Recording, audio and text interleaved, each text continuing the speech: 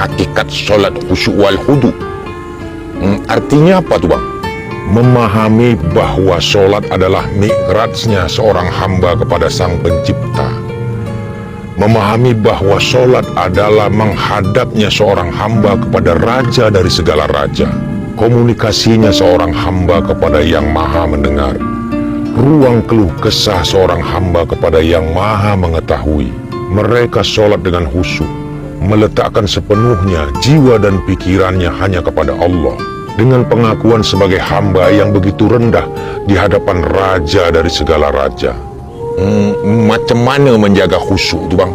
Dengan cara menghadirkan hatimu kepada setiap gerak dan komunikasimu ketika berhadapan kepada yang maha pencipta, seolah-olah engkau melihat Allah. Namun sekalipun engkau tak dapat melihat Allah, tapi yakinlah bahwa Allah melihatmu, bahwa Allah mendengar setiap detak jantungmu. Ketika lidahmu mengucap Allahu Akbar, maka hatimu harus mendahului dengan mengakui bahwa begitu kecilnya kita di hadapan Allah yang tiada banding. Kau tahu betapa kecilnya kita di hadapan Allah, bahkan bila dibandingkan dengan ciptaannya seperti matahari. Para ilmuwan telah meneliti bahwa besarnya matahari berbanding 1.200.000 kali lipat bila dibandingkan dengan luasnya bumi. Maka jika matahari itu sebesar bola basket, bumi ini hanya sebesar biji jeruk. Di permukaan biji jeruk itu terhampar seluruh lautan, gunung, dan hutan yang ada di muka bumi, serta ratusan negara-negara di dunia. Kita tinggal di salah satu negara yang namanya Indonesia. Di Indonesia ada 37 provinsi. Kita tinggal di salah satu provinsi, yaitu Sumatera Utara.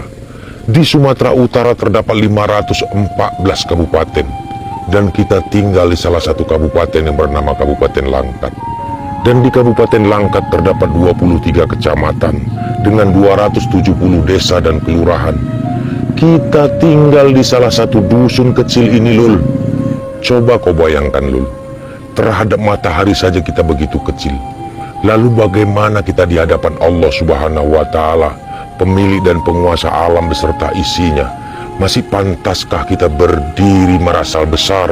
Masih pantaskah kita berjalan di muka bumi ini dengan rasa kesombongan?